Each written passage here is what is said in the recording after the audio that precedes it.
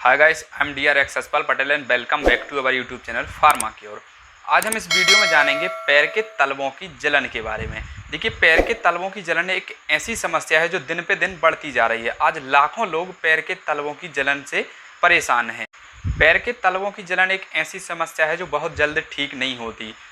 आज पैरों के तलवों की जलन की समस्या से कई लोग जूझ रहे हैं और कई लोग इसका समाधान नहीं खोज पा रहे हैं, जिसकी वजह से उन्हें लाइफ थ्रेटनिंग प्रॉब्लम हो जाती हैं और कई बार ऐसे पेशेंट की इसी बीमारी के चलते डेथ भी हो जाती है। तो आज हम इस वीडियो में जानेंगे कि आखिर पैर के तलवों में जलन का क्या कारण हो सकता है, कौन कौन से टेस्ट इसके लिए करा जा सकते हैं, कैसे हम इसकी पहचान कर सकते हैं और इसके लिए क्या इलाज किया जाता है, कौन कौन सी दवाइयाँ इसके इलाज में उपयोग की जाती हैं, सब कुछ जानेंगे इस वीडियो में। तो वीडियो को अंत तक जरूर देखना, वीडियो काफ़ी नॉलेजेबल और हेल्पफुल रहने वाला है। तो सबसे पहले जान लेते हैं कि पैर के तलवों में जलन का क्या कारण हो सकते हैं। तो पैर के तलवों में जलन के कारण बहुत प्रकार के हो सकते हैं, जिसमें से कुछ डिसीज कंडीशन भी हो सकती हैं, जिसमें से कुछ प्री मेडिकल डिसीज भी हो सकती हैं और कुछ पोस्ट मेडिकल डिसीज भी हो सकती हैं, जिसमें से कुछ ऐसी डिसीज हो सकती हैं जो कि जन्मजात डिसीज होती हैं, जैसे कि डायबिटीज़। तो फर्स्ट कारण को लेके चलते हैं कि डायबिटीज़। यदि किसी व्यक्ति का ब्लड शुगर बढ़ा हुआ है, मीन्स या वो डायबिटिक पेशेंट है, तो उसको चांसेस होते हैं कि डायबिटिक न्यूरोपैथी उसको हो सकती है, जिसके कारण डायबिटिक न्यूरोपैथी के कारण उसके जो पैरों में ब्लड सर्कुलेशन कम हो जाता है, पूरा ब्लड सर्कुलेशन हो जाता है और उसके पैरों में जलन होने लगती है। सेकंड होता है थायराइड।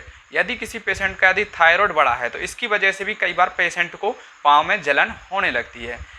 नेक्स्ट, यदि किसी पेशेंट का ब्लड प्रेशर बढ़ता है या उसे कोई किसी प्रकार की हार्ट डिसीज है, तो ऐसे पेशेंट का भी ब्लड जो सर्कुलेशन है वह इरेगुलर हो जाता है, पूरा ब्लड सर्कुलेशन है, तो इसकी वजह से भी कई बार पैरों में जलन की समस्या को देखा गया है। और हाइपर यूरेमिया या यूरेमिया, कई बार ऐसा होता है कि ब्लड में यूरेमिया मीन्स नाइट्रोजनस कंपाउंड जो होते हैं या यूरिया की मात्रा अधिक हो जाती है और यूरिन इन्फेक्शन के कारण भी पैरों में जलन होने लगती है। या किसी व्यक्ति के बॉडी में विटामिन्स की डेफिशिएंसी हो, जैसे कि मल्टीविटामिन्स, जैसे कि vitamin B6, vitamin B12, vitamin B1 और विटामिन D, विटामिन C, इस प्रकार से यदि उसकी बॉडी में विटामिन्स की डेफिशिएंसी है तो इसकी वजह से भी कई बार उसके पैरों में जलन का कारण बन सकती है। नेक्स्ट होता है एनीमिया। यदि किसी को ब्लड की कमी है तो इसकी वजह से भी उसका ब्लड सर्कुलेशन लो हो जाता है, पूरा ब्लड सर्कुलेशन हो जाता है, इसकी वजह से भी पैरों में जलन का कारण, यह समस्या भी पैरों में जलन का कारण बनती है। और कुछ ऐसे कारण भी हो सकते हैं जो आपके लाइफ स्टाइल से जुड़े हो सकते हैं, जैसे कि मोटापा भी एक प्रकार से इस समस्या का एक कारक होता है कि जो व्यक्ति ज़्यादा मोटापा होता है जिसको, उस वजह से भी कई बार पैरों की जलन होने लगती है। नेक्स्ट होता है बस्कुलाइटिस। बस्कुलाइटिस मीन्स आपकी ब्लड वेसल्स में इन्फ्लामेशन हो जाता है, ब्लड वेसल्स डैमेज हो जाती हैं या ब्लड के वेसल्स में क्लॉट्स बनने लगते हैं, जो आपकी बीन्स होती है उसमें क्लॉट्स बनने लगते हैं, तो ब्लड सर्कुलेशन इरेगुलर हो जाता है या पुअर ब्लड सर्कुलेशन हो जाता है, तो इसकी वजह से भी कई बार पैरों की जलन भी देखी जा चुकी है। नेक्स्ट होता है कि कोई यदि नशा करता हो, यदि कोई व्यक्ति नशा करता हो लाइक स्मोकिंग या शराब पीना, तो इस वजह से भी पैरों में जलन का सामना उसको करना पड़ सकता है। और सबसे लास्ट होता है कि पुअर ब्लड सर्कुलेशन या इरेगुलर ब्लड सर्कुलेशन, किसी डिसीज के चलते या लाइफ स्टाइल के गड़बड़ाने की वजह से कई बार बॉडी में पुअर ब्लड सर्कुलेशन हो जाता है, एनीमिया की कंडीशन हो जाती है, फॉलिक एसिड डेफिशिएंसी हो जाती है, जिसकी वजह से पुअर ब्लड सर्कुलेशन हो जाता है या इरेगुलर ब्लड सर्कुलेशन हो जाता है, जिसकी वजह से कई बार पैरों तक ब्लड प्रॉपरली फ्लो नहीं हो पाता है, प्रॉपर सर्कुलेट नहीं हो पाता है। यह एक मेन समस्या होती है। इसकी ज़्यादातर संभावना इसी की होती है कि इसकी वजह से पैरों में जलन हो सकती है।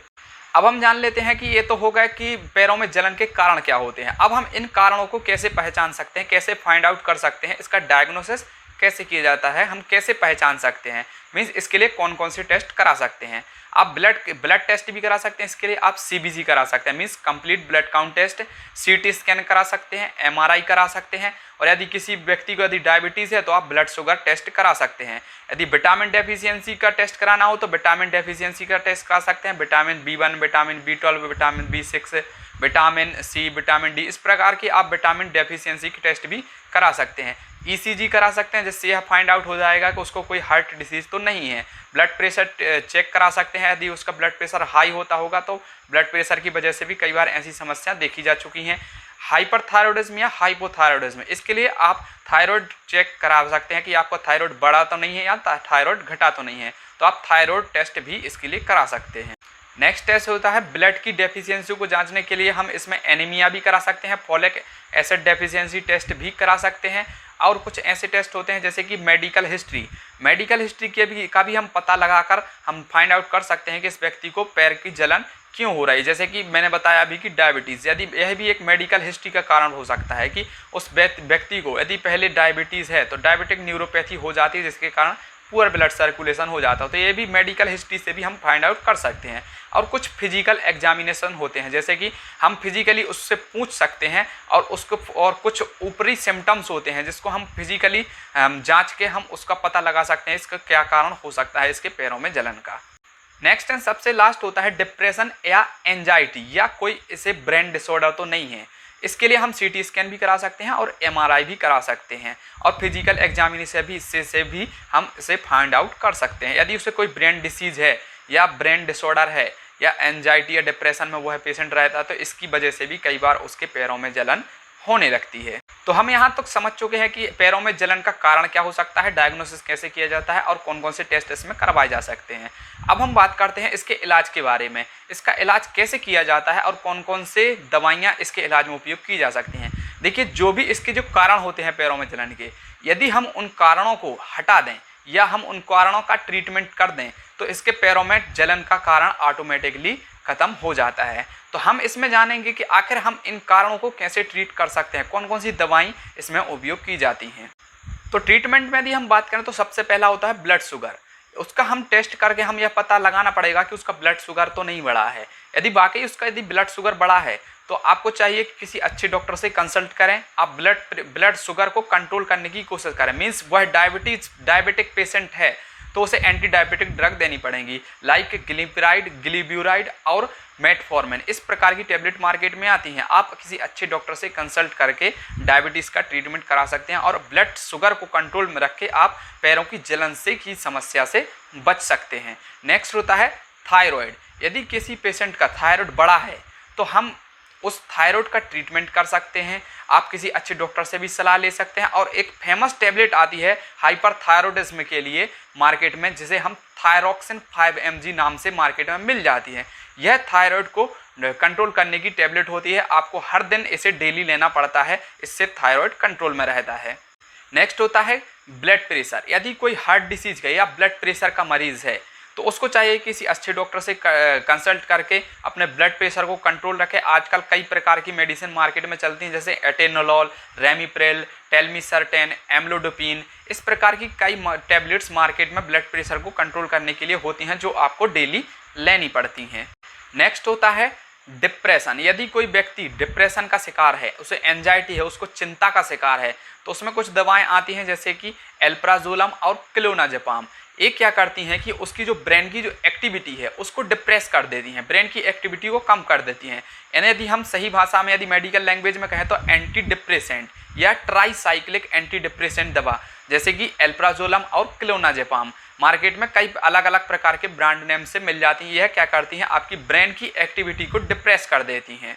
नेक्स्ट होता है यदि कोई डायबिटीज़ वाला पेशेंट है, यदि उसको डायबिटिक न्यूरोपैथी यदि फाइंड आउट हुई है, तो डायबिटिक न्यूरोपैथी के लिए मार्केट में वैसे तो कई प्रकार की दवा चलती हैं, लेकिन जो मोस्टली जो यूज़ की जाती है, जो फर्स्ट लाइन में यूज़ की जाती हैं, वो होती हैं गाबापेंटिन और प्रेगाबेलिन। गाबापेंटिन दिन में 3 बार दी जाती है, मीन्स TDS में दी जाती है, उसे बेड टाइम पर दी जाती है। और जो प्रेगाबेलिन होती है वह लो डोज के साथ TDS, इसको भी TDS में लो डोज के साथ दिया जाता है।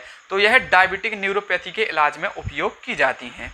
नेक्स्ट होता है कि यदि कोई व्यक्ति नशे का आदी है, मीन्स वह शराब का सेवन करता है, तो वैसे तो आजकल शराब छुड़वाने के लिए कई अनेक प्रकार के प्रोडक्ट आते हैं, मैं उनका नाम नहीं लेना चाहूँगा, मैं सिर्फ यहाँ पर एलोपैथिक की बात करूँगा। तो एलोपैथिक की यदि हम बात करें तो मार्केट में वैसे तो कई प्रकार की दवाएं आती हैं और इसके लिए आप एक अच्छे डॉक्टर से कंसल्ट तो कर ही सकते हैं, लेकिन एक फेमस टैबलेट होती है जो शराब को छुड़ाने के लिए ही उपयोग की जाती है, जो कि होती है डाइसल्फिरोन।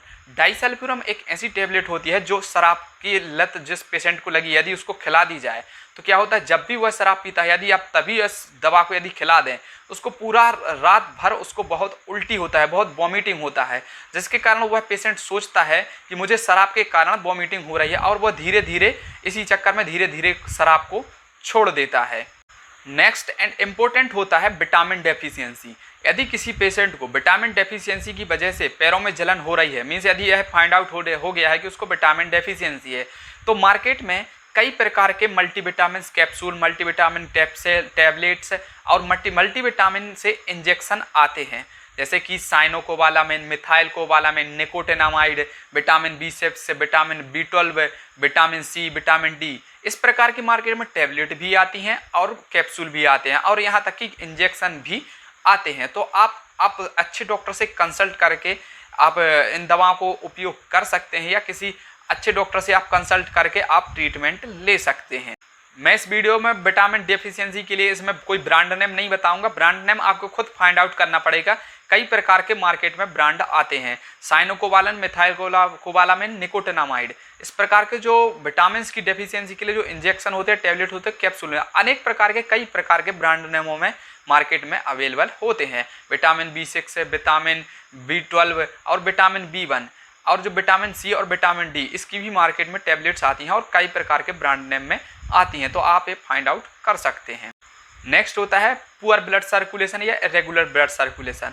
तो इसके लिए मार्केट में एक काफ़ी फेमस टैबलेट है पेंटॉक्सीफाइलिन। पेंटॉक्सीफाइलिन नाम से मार्केट में इजीली मिल जाती है, किसी भी जगह पर मिल जाती है। यह क्या करती है, ब्लड के सर्कुलेशन को रेगुलेट करती है और पुअर ब्लड सर्कुलेशन को रेगुलर कर देती है, इरेगुलर को रेगुलर करने का काम करती है।